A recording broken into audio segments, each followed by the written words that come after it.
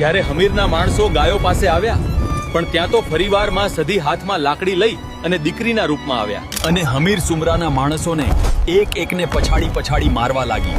અને જ્યારે આમ કરતા કરતા માતાજીને ગુસ્સો આવી ગયો, એટલે માતા સધીની આંખોમાંથી આગના ગોળા છૂટવા લાગ્યા અને 60 સિપાહીઓને ધૂળ ભેગા કરી નાખ્યા. માતાજી જેવા હમીર સુમરાની ઉપર તલવાર ઉપાડીને ત્યાં માતાજીના આંખોમાંથી આગના ગોળા છૂટતા જોઈને હમીર સુમરાનો અહંકાર તૂટી ગયો, અને એ પોતાને માથાભારે માનતો હતો એવો વહેમ આજે તેનો તૂટી ગયો, અને મનમાં વિચાર કરે છે કે આ તો કોઈક સાક્ષાત દેવી છે, અને આની સામે લડવાની મેં મોટી ભૂલ કરી છે.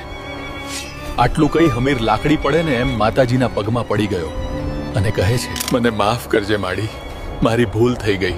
હવે આવી ભૂલ હું ક્યારેય નહીં કરું. અને ત્યારે માતા સધીનો ક્રોધ શાંત પડે છે. અને પછી તે ટાણે 2 હાથ જોડીને હમીર પૂછે છે, માડી, આગળનો ભાગ જોવા માટે વિડીયોને લાઈક કરો.